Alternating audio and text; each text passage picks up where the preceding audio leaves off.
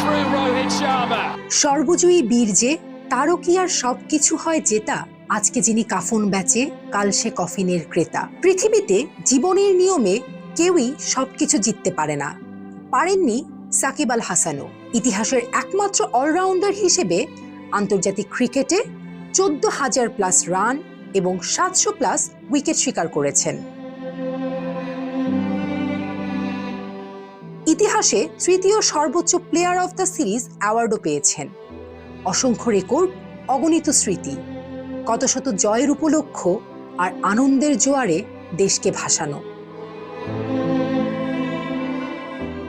বাংলাদেশের মতো একটা দেশ থেকে উঠে এসে ব্যাটে বলে গোটা বিশ্ব শাসন করা ছেলেটার দৃশ্যপট যেন এখন মুদ্রার উল্টো পিঠ। একটা সময় দুনিয়ার শ্রেষ্ঠ ক্রিকেট লিগ IPL এর নিয়মিত মুখ ছিলেন। ফাইনালে পারফর্ম করে দলকে এনে দিয়েছিলেন শিরোপাও। সময়ের পালা বদলে এখন PSL এর ফাইনালেও সিকান্দার রাজার কাছে জায়গা হারাতে হয় সাকিবের।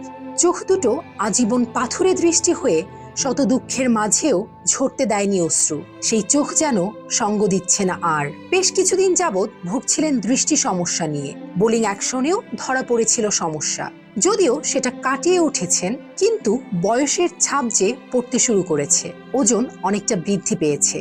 শারীরিক গঠনেও কিছুটা ঢিলেঢালা। আন্তর্জাতিক ক্রিকেট খেলার মতো ফিটনেস সাকিবের আছে তো? অথবা নিজের সাথে লড়াই করে ফের আন্তর্জাতিক ক্রিকেটে ফেরার পর্যায়ে নিজের ফিটনেসকে নিতে পারবেন তো?